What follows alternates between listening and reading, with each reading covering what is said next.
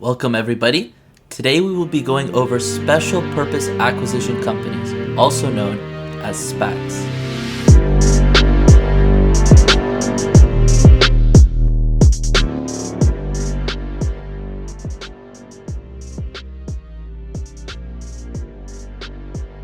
In order for a private company to become public and therefore get investment from the public markets, they often go through the process of an initial public offering, or IPO. Taking a company public through an IPO is extremely time-consuming and costly.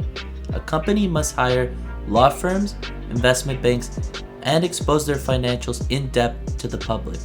Naturally, some companies want the benefits of taking their company public without the negatives of setting up an IPO, and that is where the SPACs come in. A company that wants to become public can be acquired by a SPAC, which has already undergone the process of becoming public.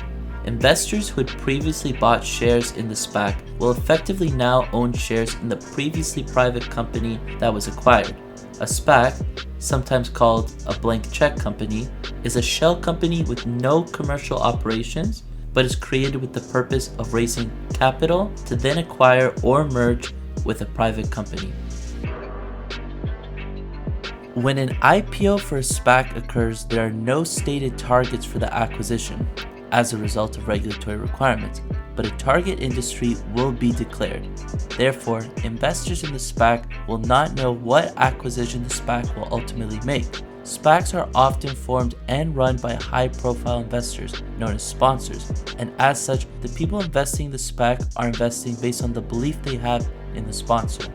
Once the capital is raised, the SPAC will place the funds into a trust account where it is often invested in a low-risk asset like bonds, and this account can only be accessed for the acquisition of the private company or to return money back to the investors if a deal does not go through. During this time, the SPAC will have a time limit, typically of 2 years, before it needs to acquire a company or return the funds. Once the process is complete, the SPAC starts trading as a new company as per the acquisition. From the perspective of the company being acquired, they do not have to endure the same regulatory burden as they would have experienced in the IPO process, and will have more certainty of their valuation as they will need to agree on terms and a price with the SPAC when acquired. Now, what are some high-profile companies that went public via SPAC?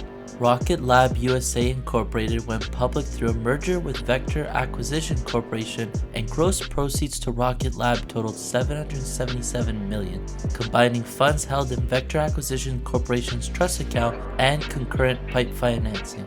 Looking at the stock price of Rocket Lab, we can see the price hovering around $10 per share pre-merger, with some fluctuations likely caused by news related to the potential merger. Then we can see a large spike in price when the merger happened. Lucid Group Inc. is an electric vehicle manufacturer aiming to be a Tesla competitor, with their CEO Peter Rawlinson having been the former VP of engineering at Tesla. The company has only recently begun delivering a limited number of cars. In 2021, they merged with Churchill Capital Corp. IV, a publicly traded SPAC. WeWork Inc. is a provider of co-working spaces headquartered in New York. This company gained mainstream attention after a failed IPO attempt in 2019, resulting in a $37 billion reduction in its valuation after the business was heavily criticized with the release of its S-1 filing. The company canceled the IPO and went public by way of SPAC in 2021.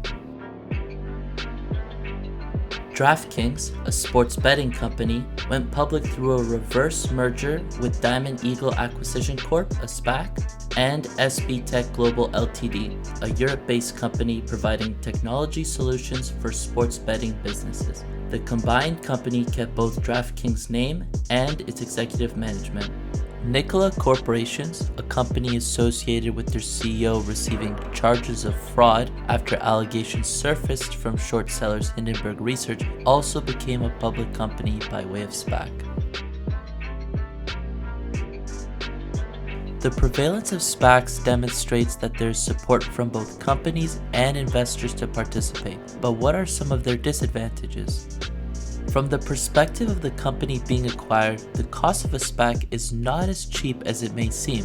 Although initially the underwriting fees of a SPAC are less than that of an IPO before the merger takes place, some investors will choose not to participate, subtracting from the funds raised and therefore increasing the effective underwriting fee percentage.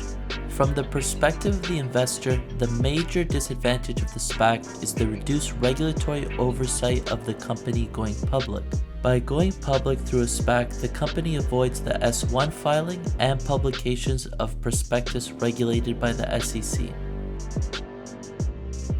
For more financial content, be sure to subscribe. Thanks for watching.